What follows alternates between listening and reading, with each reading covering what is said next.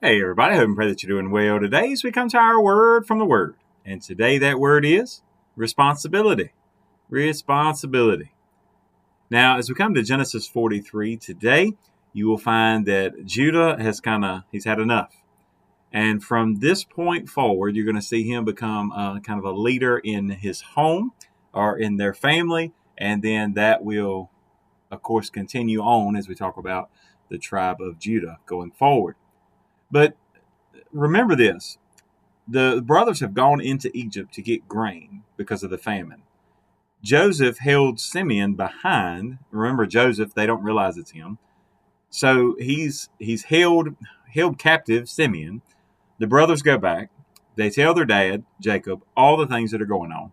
Now, Jacob, being the great father that he is, and the way that he equally loves all of his sons, waits. And he waits for a long time.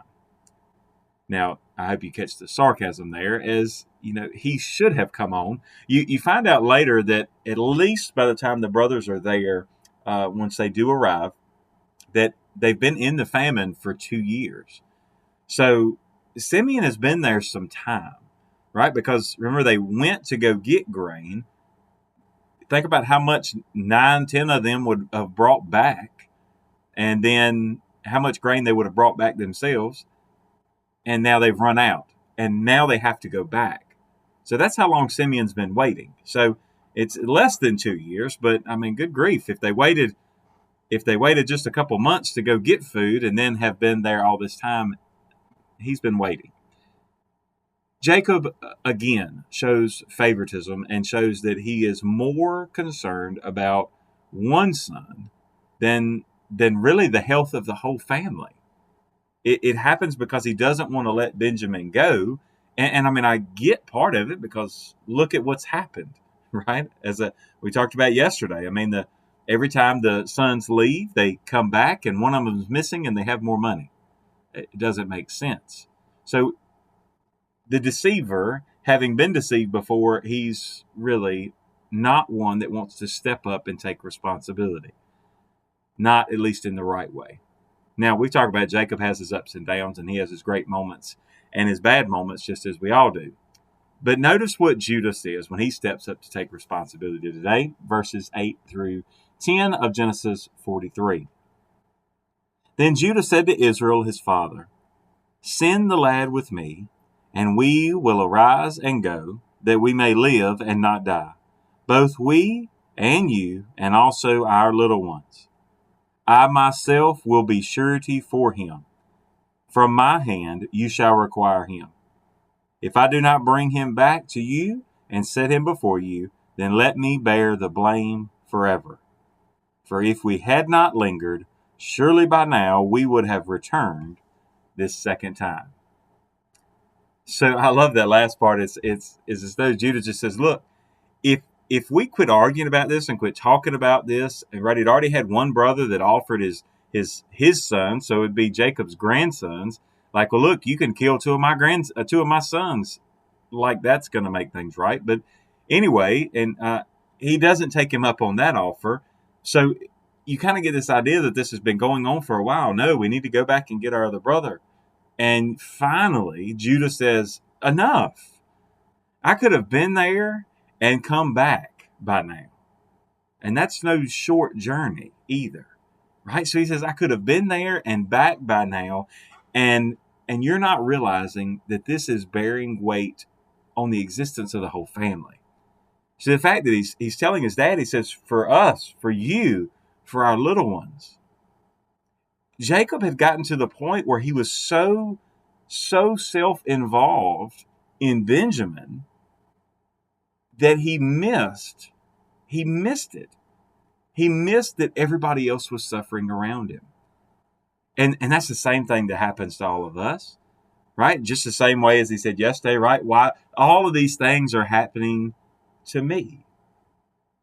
Well, yes, we know it's part of God's plan. We talked about that yesterday, but why can't we ever get beyond ourselves? Right? We struggle with that. Now, we only have one point of view, right? Our own personal point of view. But wait, we have God's point of view. And if we stop and we stop looking through things with our own eyes and start looking through the lens of Scripture, through the lens of God's eyes, to see these circumstances and situations, he either needs to trust God or walk away, right? I mean, I hate to say it that way, but isn't that really what faith is all about? Is about trusting God wholeheartedly or not at all. He's either God of all or he's not God at all.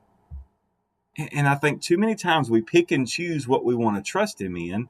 And I wonder what kind of faith and what kind of love and what kind of trust we are returning to the one who sent his son to die for us. But back to the story, as Judah says, hey, I'm going to take responsibility. It's not going to be on my family. It's not going to be on anybody else. He says, but put it on me. I will go.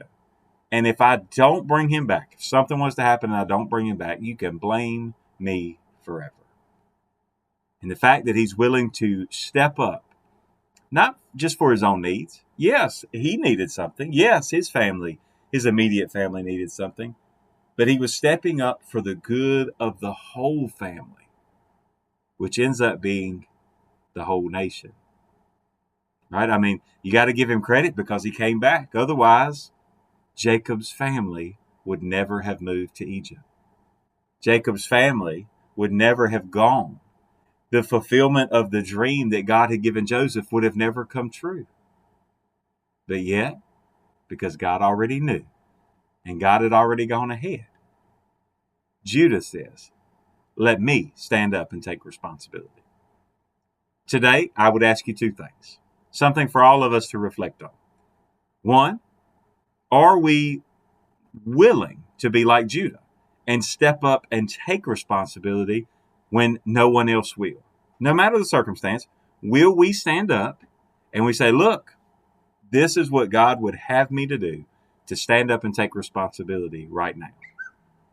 The other thing I would ask is this. Are you like Jacob?